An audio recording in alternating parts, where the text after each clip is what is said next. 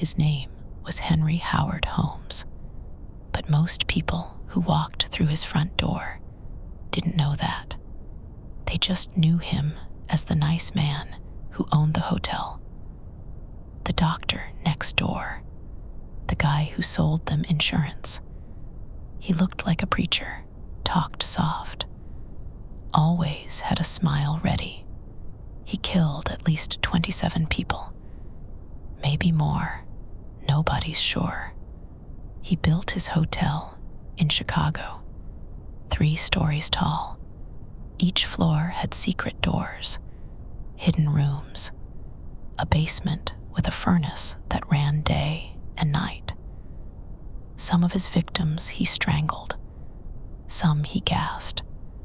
People paid him to stay there, paid him for medical care, paid him for insurance policies, and then they disappeared. He never seemed to mind, never seemed to remember their names at all. Hey there, friends. Welcome back to the channel. Grab a blanket, maybe a cup of tea if that's your thing.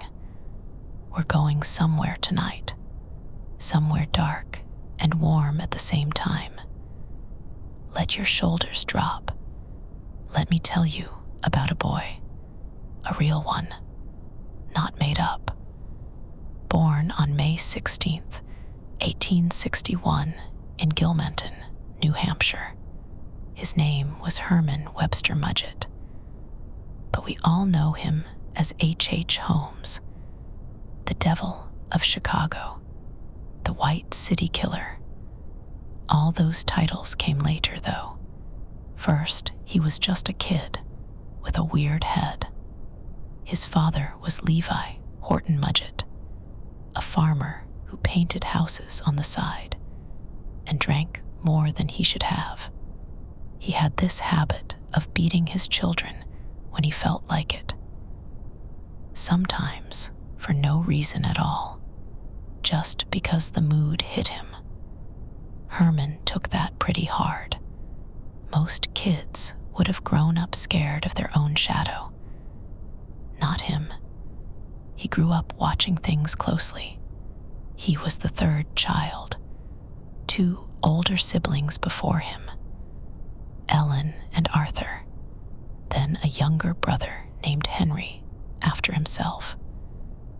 The family lived on a farm. It wasn't rich, but it wasn't poor either.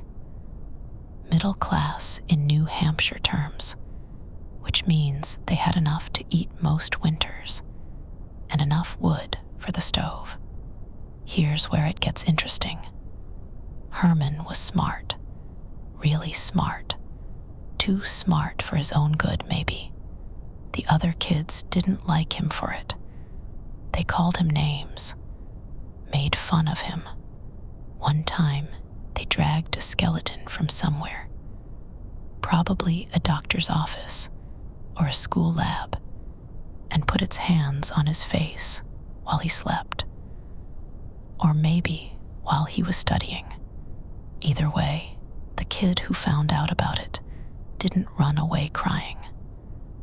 He got intrigued, started thinking about bones, about what made people tick, literally. That stuck with him, the whole idea of looking inside someone and seeing how they worked. It wasn't gross to him.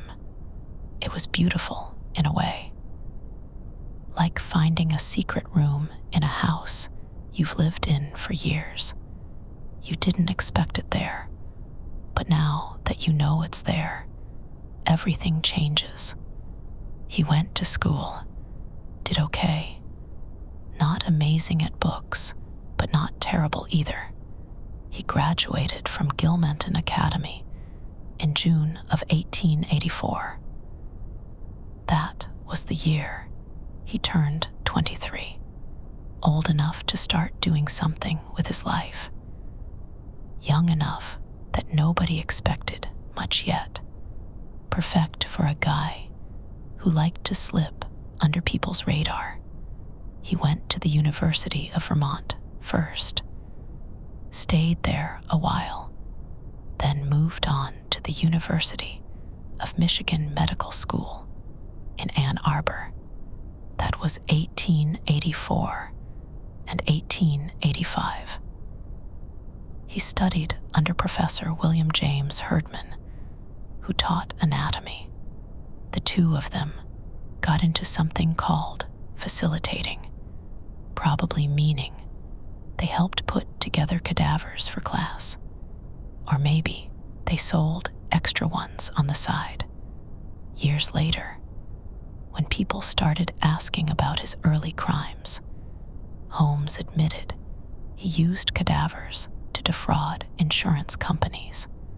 He'd buy policies on dead bodies and collect the money. Clever, practical, not romantic about it at all. This wasn't a guy who killed for art or passion.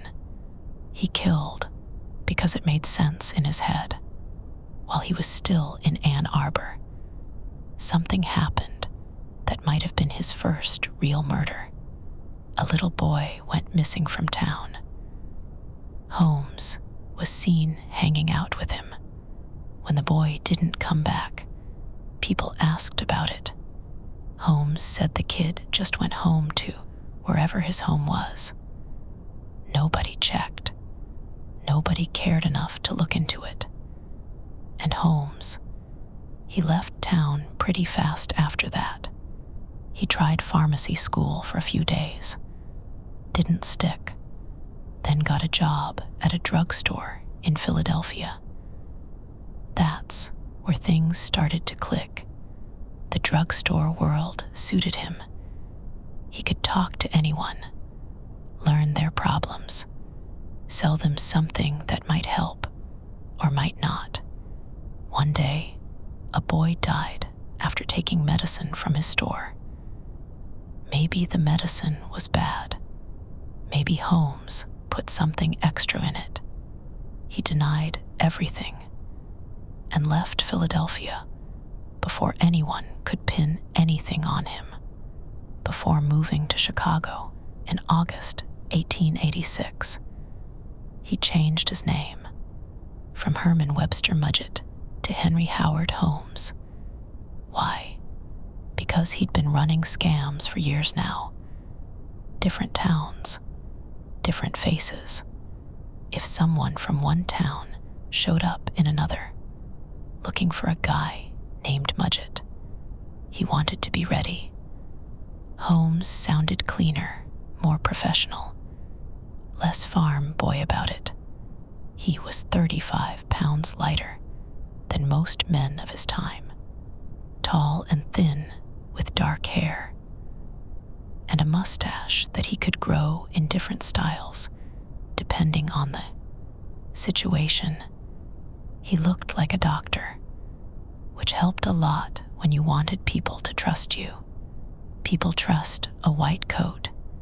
They don't ask questions when someone tells them they went to medical school. Now let me pause for a second. You know how some houses have that smell, like old wood and dust, and something sweet underneath it all? That's what Holmes felt like to the people who knew him. Familiar, but not quite right. Like you'd met this person before, but can't remember where. He had this way of making you feel comfortable in under a minute. Ask about your day. Remember your name. Make you feel seen for exactly as long as he needed. He arrived in Chicago with very little money and a lot of confidence. The city was growing fast. Everyone was moving there, building things, making deals. It was the kind of place where a guy could disappear into the crowd or step right out of it, depending on what he wanted. He chose to do both at once.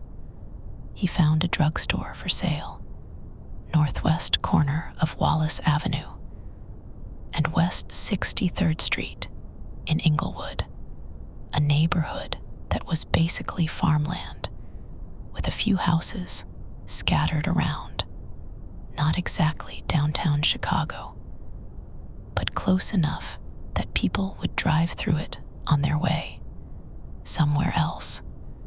The owner, Elizabeth Holton, gave him a job first.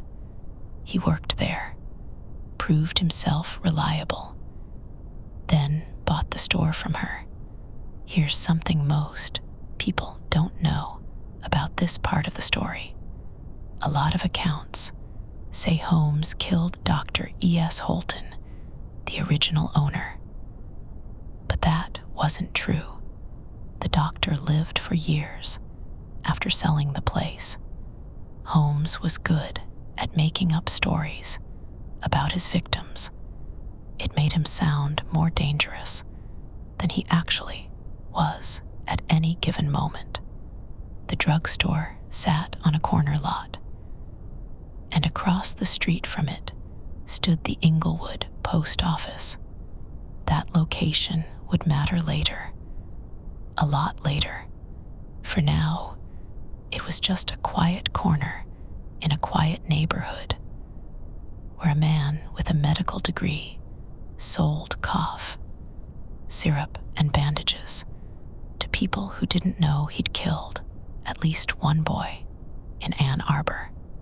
He started building something across the street, a 2-story building, apartments on top, the drugstore on the bottom. Construction began in 1887. He was good about paying at first. Then he wasn't. He declined to pay his architects or the steel company, Eaton Iron and Steel, and they sued him in 1888. Most people would have gone bankrupt. Holmes just kept going, found new ways to fund things, new people to convince. He was 27 years old when he started building that first structure on Wallace Avenue, old enough to know how the world worked, young enough to still believe he could beat it. He had this energy about him, not loud, never loud, but there, like a low hum you feel before you hear it. People walked into his drugstore and felt it. They didn't know what it was, just that everything felt okay for a moment.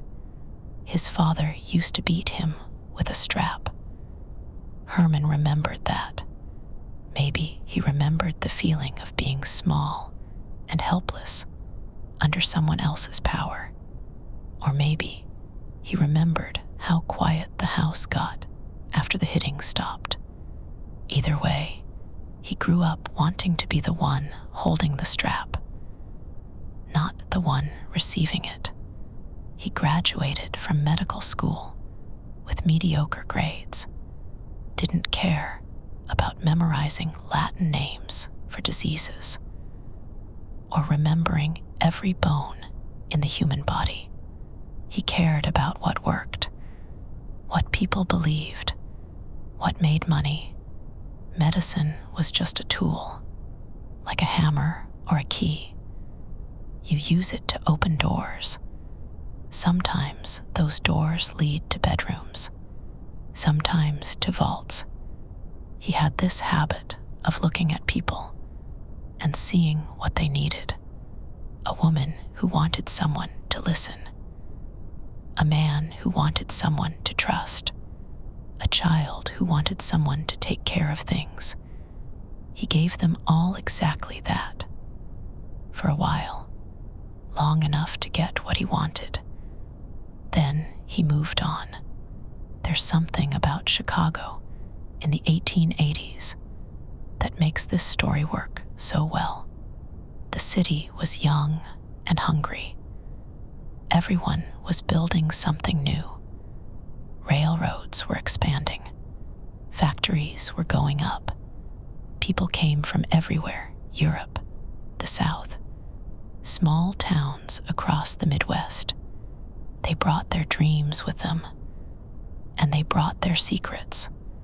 Holmes understood both of those things better than most. He wasn't a killer yet. Not really. He was a con man with a medical degree and a drugstore, and a head full of plans, each one more elaborate than the last. But he had this feeling that something bigger was coming, something that would let him use everything he'd learned about people in one big move. He just didn't know what it looked like yet. Let's talk about buildings for a second. You ever walk into a room and feel like the walls are watching you? Not scary watching, just aware, like they remember everything that happened in there before you got there. That's what Holmes' building felt like when it was finished. Well, almost finished anyway. After buying the drugstore across from the post office, he started planning something bigger. In 1892, he added a third floor to his two-story structure. He told everyone, investors, suppliers, anyone who'd listen, that he was building a hotel for the upcoming World's Columbian Exposition.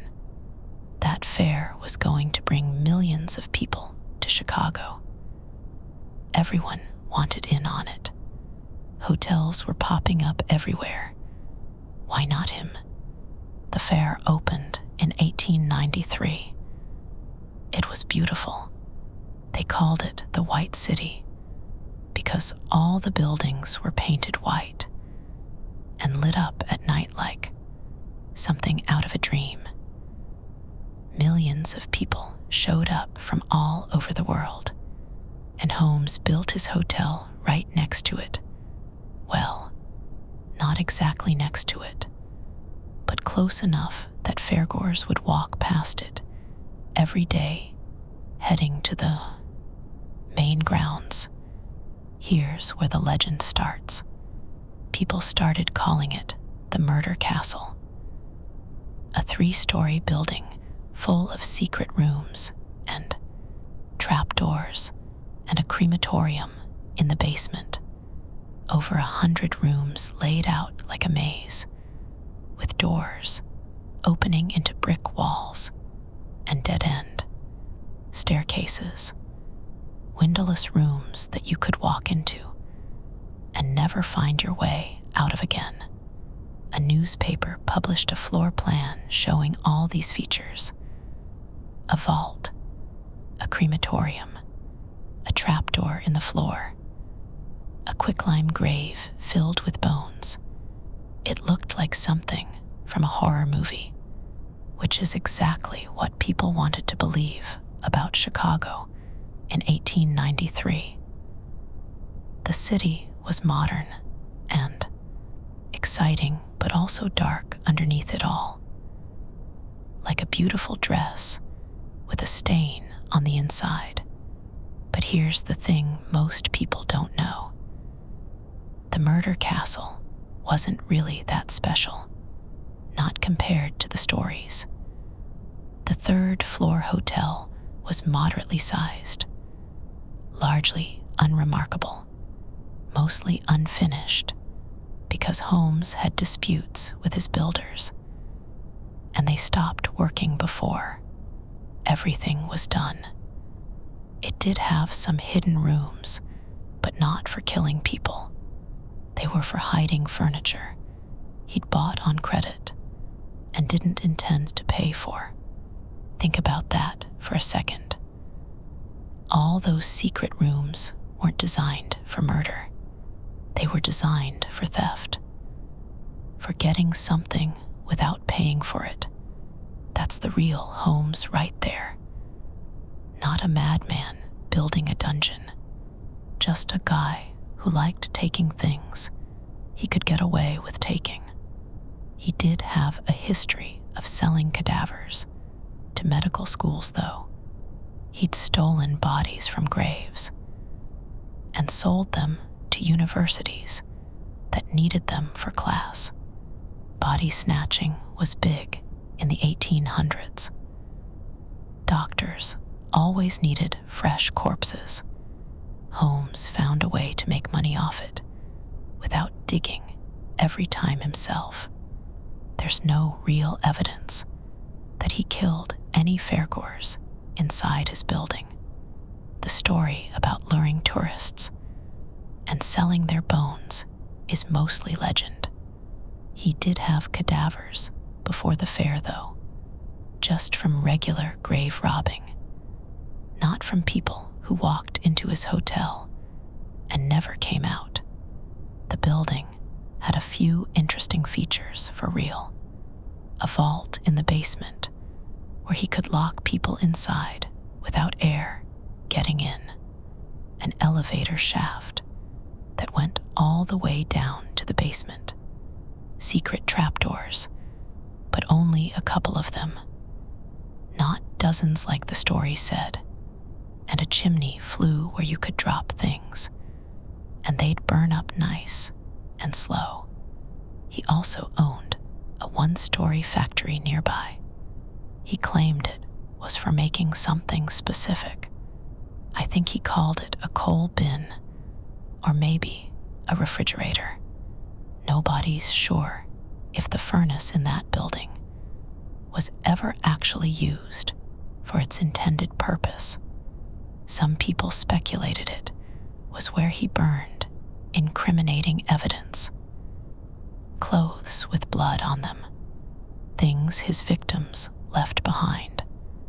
The factory had a big furnace, big enough to melt metal or burn wood, or maybe burn a body if you had time and patience.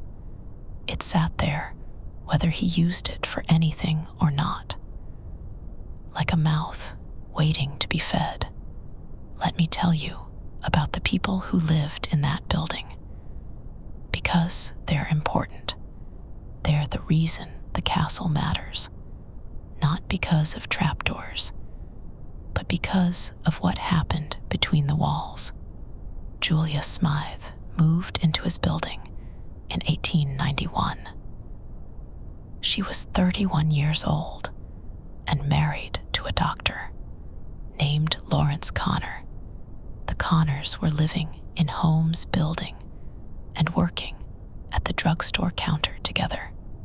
Julia had an affair with Holmes. Everyone knew about it, except maybe her husband at first. When Dr. Connor found out, he quit his job and moved away.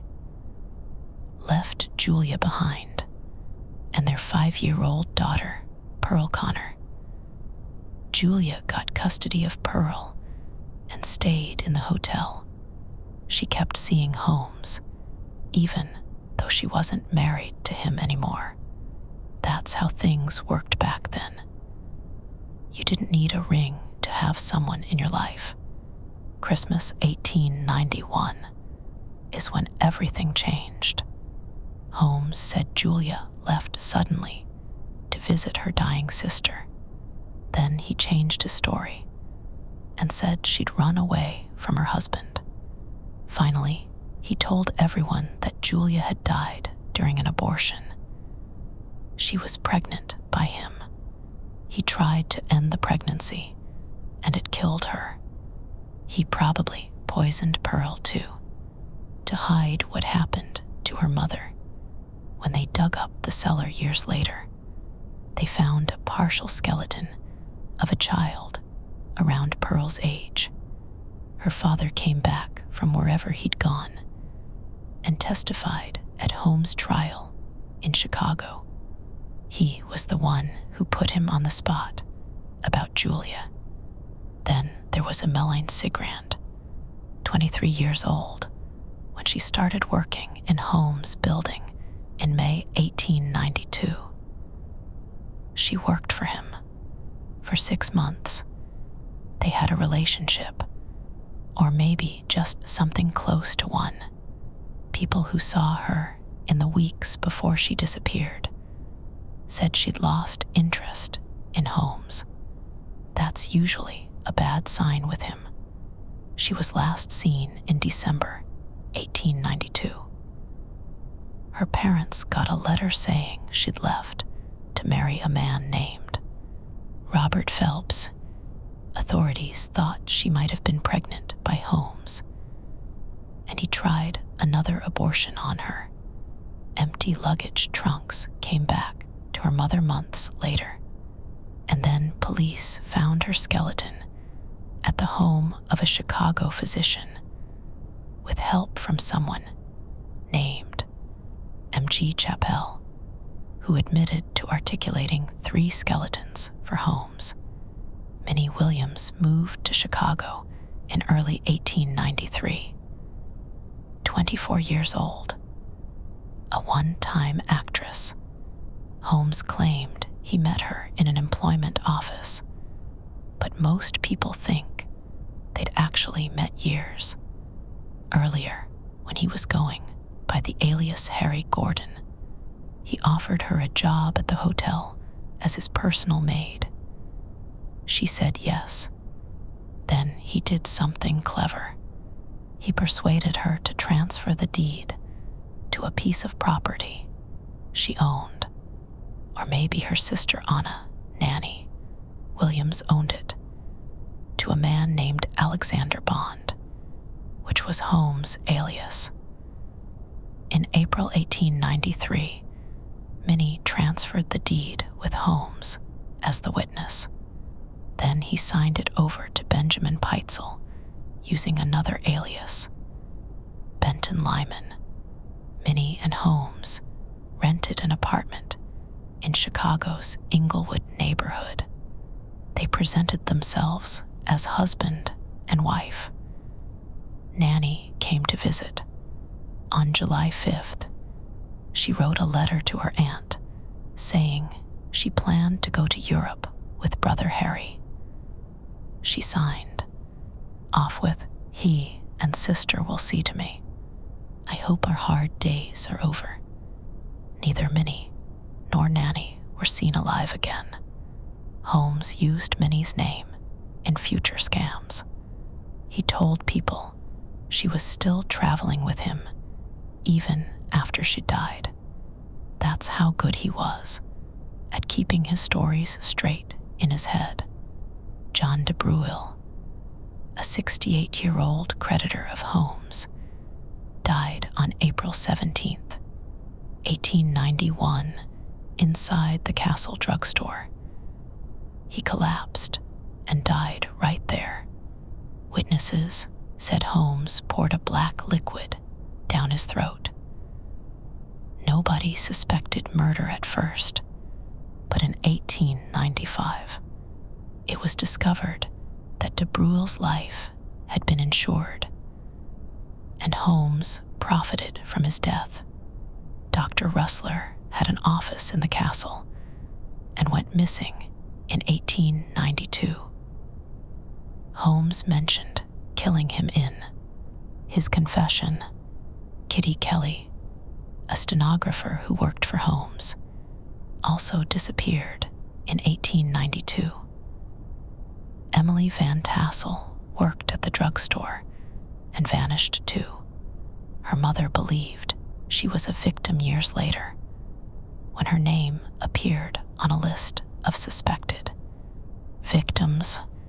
Virginia Anna Betts died suddenly in her home 1 block from the hotel on February 8th, 1892. Holmes claimed he poisoned her, either to cancel a debt or just to watch her die. Sarah Cook and her unborn child were allegedly smothered in the vault, along with Cook's niece, Mrs. Mary Harricamp. Rossane Van Jassend was murdered by Holmes, but that victim was actually Emily Van Tassel, killed in 1892 under a different name. Robert Latimer, a janitor at the hotel who knew about Holmes' insurance scams, was allegedly starved and killed by him, but the newspaper reported that authorities found someone else named Robert Latimer working as a railroad worker nearby. So maybe he was still alive all along. Holmes included him in his list of living victims to throw people off. There's something about this building that made it feel like more than the sum of its parts, not because of trapdoors or secret rooms, but because so many different lives crossed through those doors, each one thinking they were safe for a while, each one trusting the man behind the counter who remembered their name and asked about their day. The hotel was gutted by a fire started by an unknown person shortly after Holmes' arrest in November 1894. But it was largely rebuilt and used as a post office until 1938. Two men were seen entering the back of the building at 9 o'clock on the night of the fire. Half an hour later, they ran out fast. Explosions followed. The castle went up in flames, but didn't completely burn down. Investigators found a half-empty gas can under the back steps. Someone wanted to make sure it burned. Maybe Holmes himself. Maybe one of his victims' families. Nobody knows for sure. The building survived the fire and stayed in use until it was torn down in 1938. The site is now occupied by the Inglewood branch of a bank, or maybe a library. I think it's a branch of something public now. The street doesn't exist anymore either. If you stood on that corner today, you'd see modern buildings and people walking fast with their heads down, looking at phones. Nothing about this place would remind you of the man who built a hotel full of secrets right next to the post office. But if you listened closely enough, really closely, you might hear it. That low hum. The sound of someone talking softly behind a door you can't see through. Let's talk about Benjamin Pitezel for a minute, because he's the one who brought Holmes down. Without him, Holmes might have kept going forever. Or maybe not. Maybe someone else would have caught on eventually. But it was Pitezel. And that changes everything. They met in 1894. Holmes was 33 years old at this point. Pitezel was 38, a traveling salesman with a criminal past who was exhibiting a coal bin he'd invented in the same building where Holmes worked. They became close friends pretty quickly, or maybe just close associates. People described Pitezel as Holmes' tool and his creature. That's not exactly flattering, but it tells you something about their dynamic. Pitezel trusted him, maybe too much.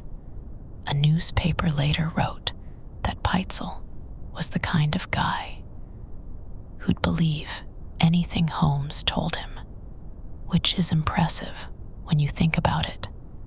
This was a man with experience in scams and deals, and traveling around the country making connections. He wasn't naive, but he trusted Holmes enough to let him into his life in ways most people don't let anyone in. Here's what they planned together: a way to swindle an insurance company out of $10,000. The plan was simple on paper, but complicated in practice. Pitezel would set himself up as a businessman under the name B.F. Perry in Philadelphia. He'd be killed and disfigured in a lab explosion. Holmes would find an appropriate cadaver to play the role of Peitzel. Then Peitzel's wife could collect the insurance money. Holmes, Peitzel, and a St. Louis attorney named Jephthah Howe would split the payout. Howe thought the scheme was brilliant and agreed to participate. They'd already done a version of this before where Holmes faked his own death. But the insurance company got suspicious and refused to pay. This time they were more careful, or so they thought. September 4th, 1894. Peitzel's body was found at 1326 Callowhill Street in Philadelphia. He'd been knocked unconscious with chloroform and set on fire with gasoline. His body was initially interred in a cemetery. After a coroner's jury returned a verdict of accidental death, 3 weeks later, Howe arrived in Philadelphia to claim the $10,000 from Fidelity Mutual Insurance Company. He brought Holmes with him to identify the body. Here's the clever part. Peitzel's unsuspecting wife, Carrie Alice Canning, confirmed that the burned body was her husband. She didn't know it had been moved, or that a different cadaver might have been used for the initial identification. The ploy worked. Holmes collected the insurance payout. Then he did something even more clever. He manipulated Carrie into believing that Peitzel was actually alive and hiding somewhere.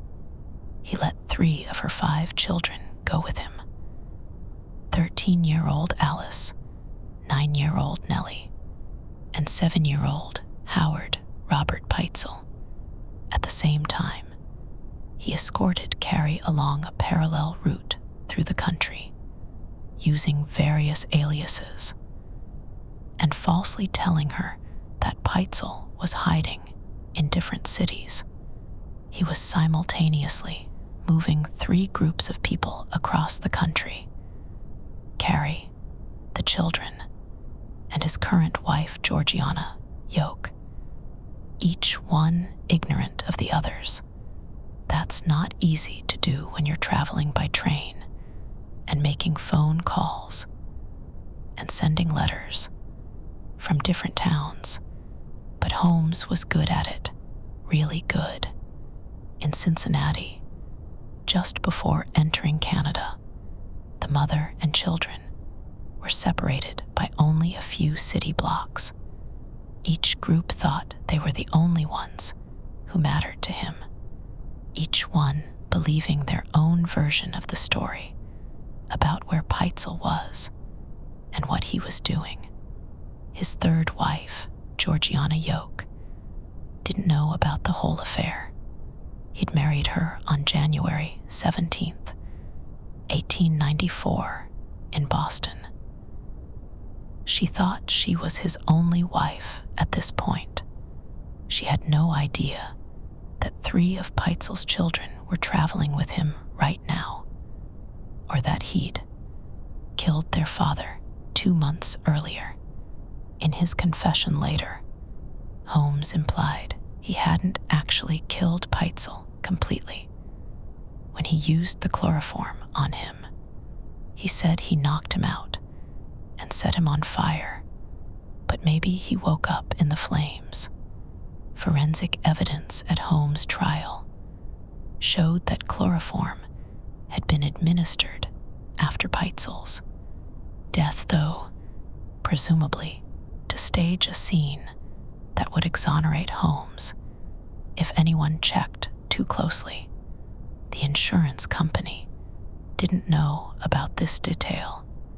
They just knew they'd paid out $10,000 based on a body that looked like Benjamin. Peitzel and was confirmed by his wife. That was enough for them.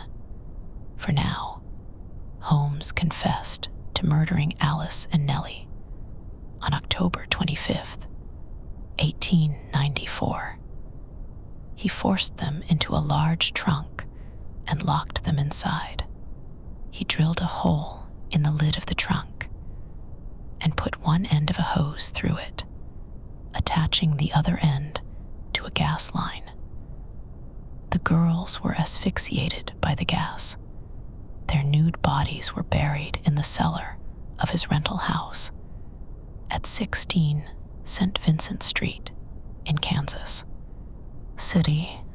A detective named Frank Jayer was assigned to investigate Holmes and find the missing children.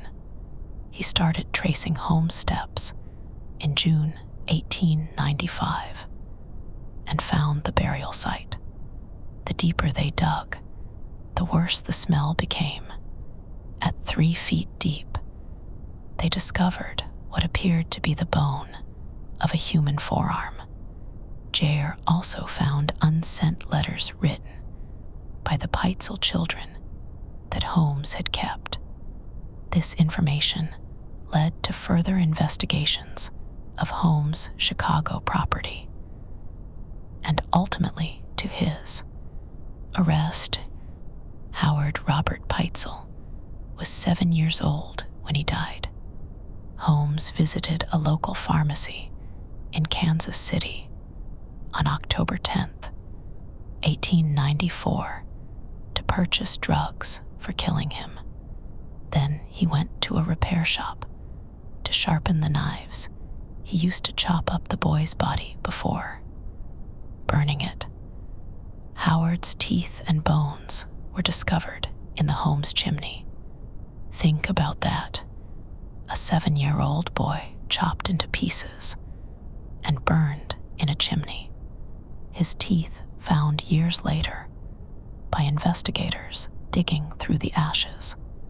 That's the kind of detail that makes you remember this story long after you've heard it. Now let me pause for a second. You know how sometimes you hear a song from your childhood, and suddenly you're 10 years old again, sitting on a porch watching fireflies. That's what Holmes' victims feel like when you read about them. Not dead, just paused, like they're still somewhere between leaving the house and walking through that door forever. Harry Walker of Greensburg, Indiana, disappeared in November 1893. He allegedly insured his life to Holmes for $20,000 and wrote to friends that he was working for Holmes in Chicago. John Davis of Greenville, Pennsylvania, came to visit the World's Columbian Exposition and vanished. He was declared legally dead in 1920. The remains found in Lake County in 1919 may have belonged to Nanny Williams and Davis. An unnamed wealthy woman was allegedly killed in late 1893. So Holmes could gain control over an unnamed accomplice who lived with her.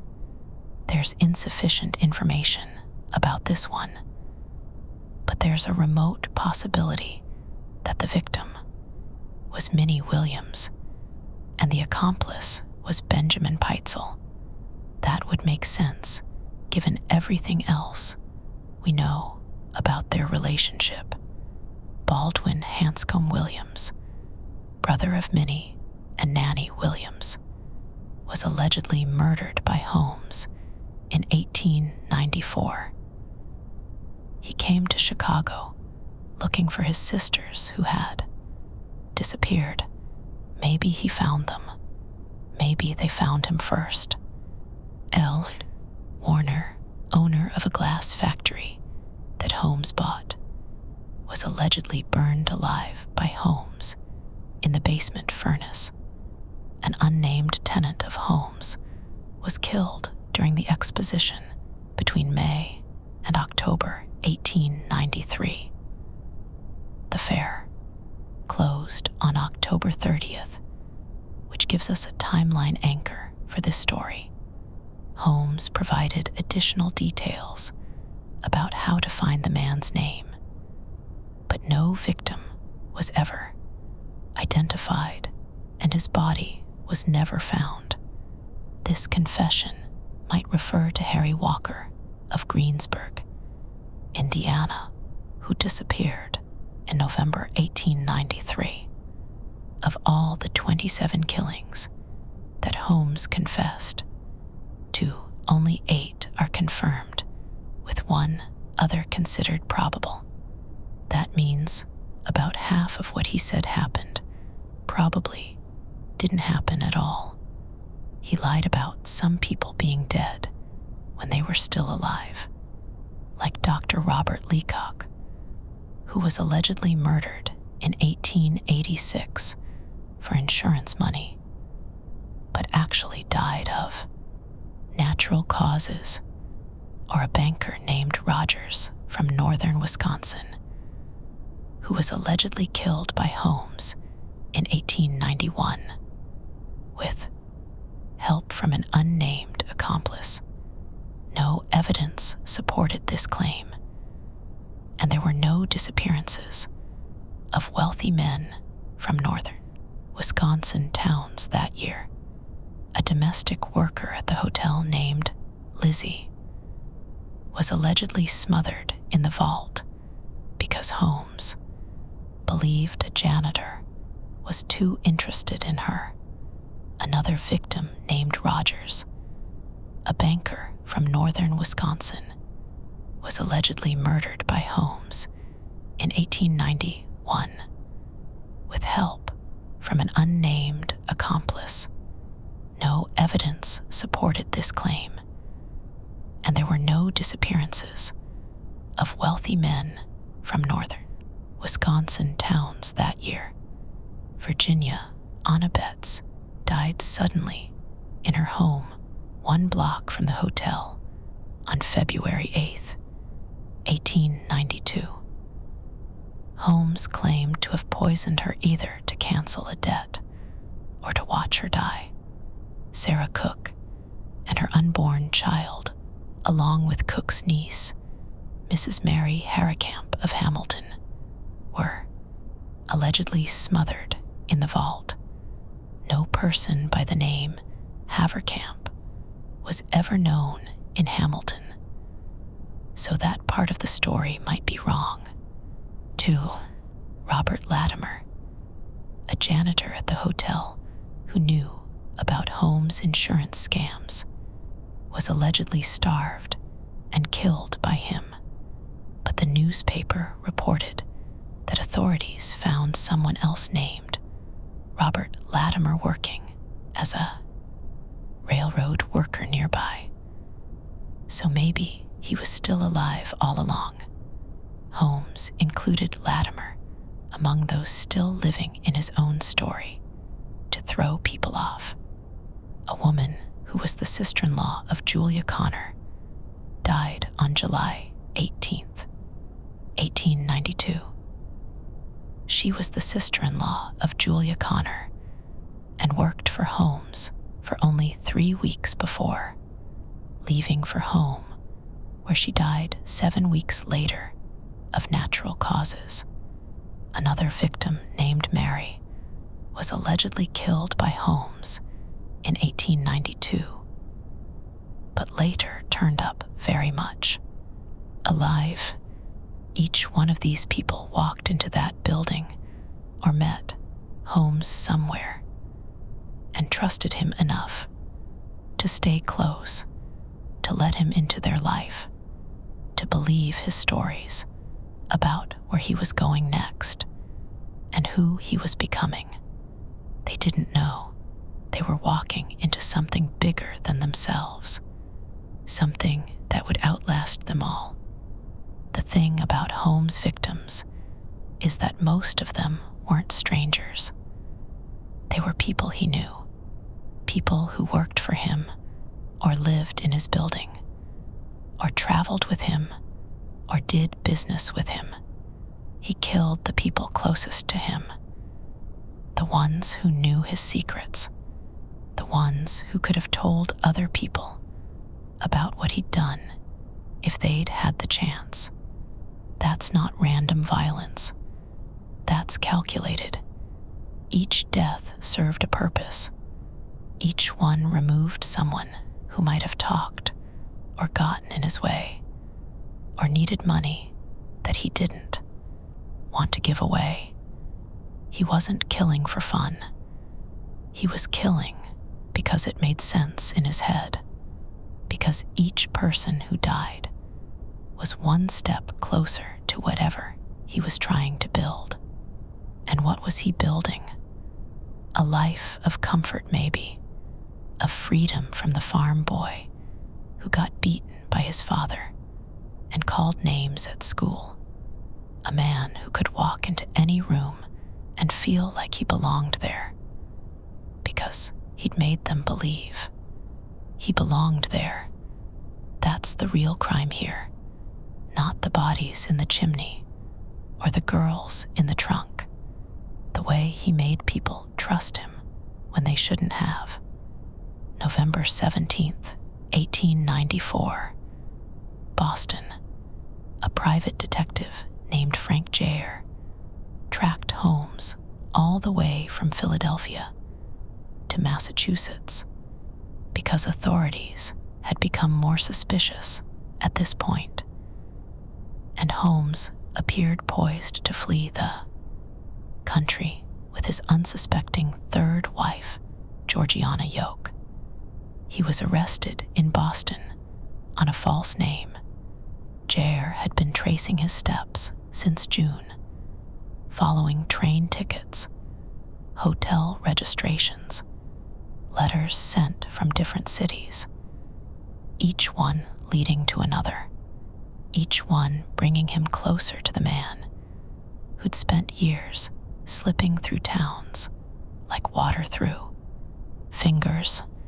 In July 1895, after the discovery of Alice and Nellie's bodies in Kansas City, journalists and detectives began investigating Holmes' former hotel in Inglewood. They found a trail of human blood leading from Julia Connor's dining room through a dark chamber to a secret trapdoor and down an elevator shaft into the basement. A clot of blood mixed with human hair was discovered there. Child's underwear stained with blood, a blood-soaked handkerchief, a rope with blood in its knots. In the janitor's private rooms, detectives found 2 theatrical trunks bearing the painted-over initials MRW, identified as belonging to Minnie R. Williams. Separately, investigators confirmed that Peitzel had operated in Philadelphia under the name Robert E. Phelps, and Emmeline Sigrand's father wrote from Michigan to inquire about a photograph of his daughter found at the castle, which investigators identified as a portrait, though many sensational claims were made during this investigation. No evidence was found strong enough to convict Holmes in Chicago for all the murders that had happened inside the castle, but they did find some things.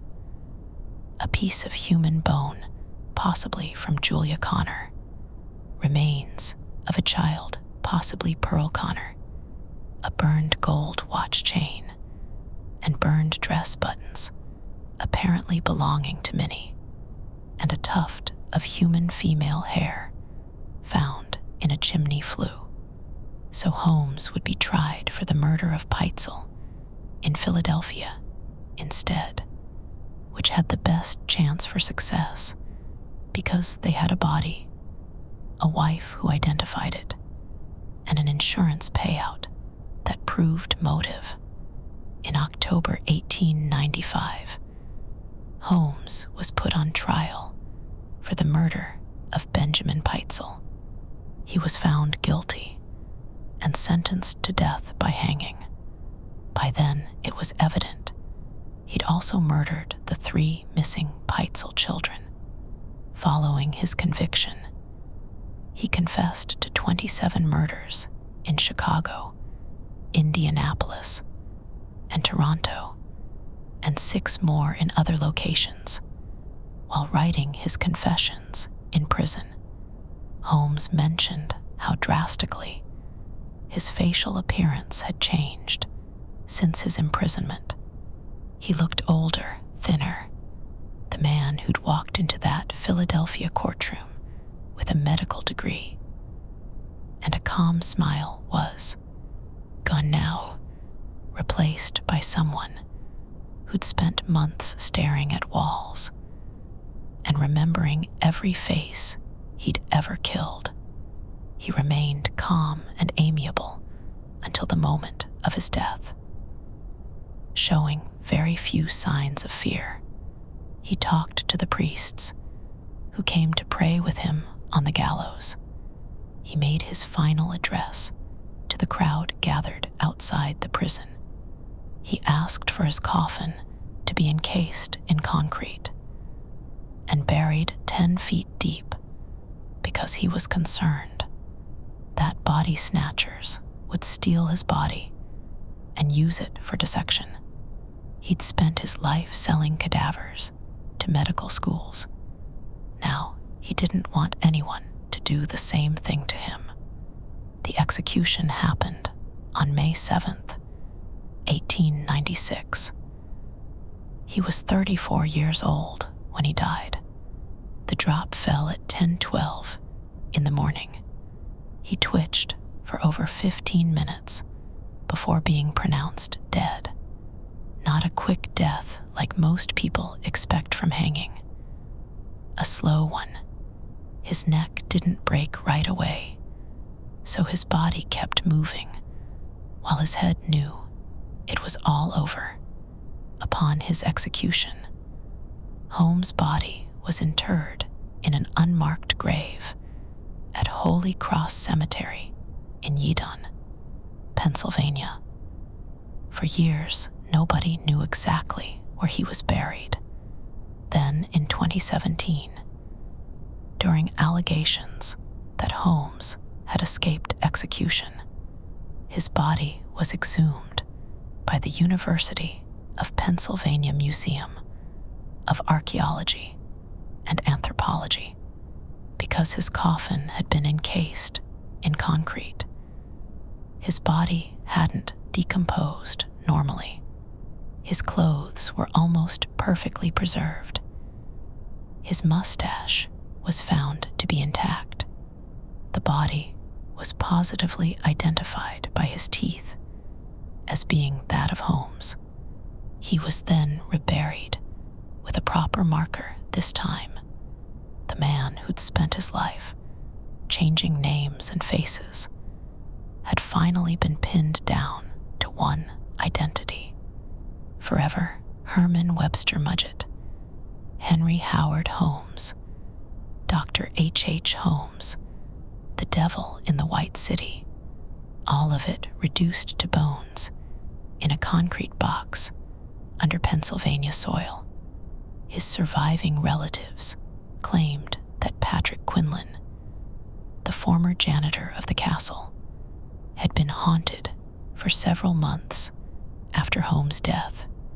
He committed suicide by taking his own life. His body was found in his bedroom with a note that read, "I couldn't sleep." The castle itself was damaged by fire in August 1895. 2 men were seen entering the back of the building at 9 o'clock. About half an hour later, they ran out fast. Explosions followed. The castle went up in flames, but survived and remained in use until it was torn down in 1938. The site is now occupied by the Inglewood branch of a bank or library, depending on which year you're looking at. Neither the building nor the street exist anymore. If you stood on that corner today, you'd see modern buildings and people walking fast with their heads down, looking at phones. Nothing about this place would remind you of the man who built a hotel full of secrets right next to the post office. But if you listened closely enough, really closely, you might hear it. That low hum, the sound of someone talking softly behind a door you can't see through. Let me tell you something about legacy. Most people think about what they leave behind when they die. Money, maybe. A house. Children who remember your name. Holmes left something different. He left a building that wasn't quite a castle, and a story that was bigger than the truth. He left 3 children buried in a Kansas City cellar, and a wife who never knew her husband had killed another man for insurance money. He left his son, Robert Lovering Mudgett, born February 3rd, 1880, to Clara, who went to school at age 18, but was dissatisfied with the school and left after 1 year. His daughter, Lucy Theodate Holmes, born July 4th, 1889, in Chicago's Inglewood neighborhood, who became a public school teacher like her mother Meada before her, each of them carrying a piece of him forward into a world that didn't know what he'd done. That's the thing about killers like Holmes. They don't disappear when they die. Their lives keep moving through the people they touched, the ones who loved them and the ones who feared them.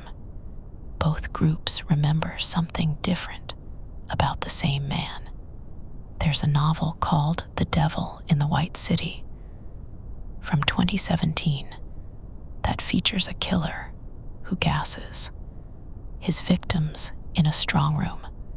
There's a fictionalized version of Holmes' story that came out more recently too, a movie with Scorsese and DiCaprio was supposed to start filming at some point. Hulu dropped it, but the project might come back. Stephen Aberle portrayed him in a TV show, 2nd season. All of this about a man who died twitching on a gallows, while priests prayed beside him and a crowd watched from behind iron bars. He asked for concrete around his coffin because he didn't want anyone to take his body apart like he'd done to so many others. Maybe that's the most human thing about him, the fear of being remembered wrong, of having your story told by someone who never really knew you. He knew too many names, his own included. Herman Webster Mudgett was born in Gilmanton, New Hampshire, on May 16th, 1861. Henry Howard Holmes died on a Philadelphia gallows on May 7th, 1896. Between those 2 dates lived a man who built a hotel full of secrets and filled them with people who trusted him enough to stay. That's the story, not about trapdoors or crematoriums, or over 100 rooms laid out like a maze. About trust, about how easy it is to believe someone when they look you in the eye and remember your name. How hard it is to know whether that person is telling the truth. or just saying what you want to. Here, the castle is gone now. The street is gone too. But if you close your eyes and listen, really listen, you can still hear it. That low hum behind the wall. Someone talking softly, reminding you of everything they took and everything they left behind. Sleep well tonight, friends. Whatever haunted him didn't stay with us. It stayed there, in that building on Wallace Avenue, next to a post office that's probably different now too. But the story stays, always stays. That's what stories do. They wait for someone to remember them, to tell them again in their own words, with their own pauses and their own silences between each one. Good night,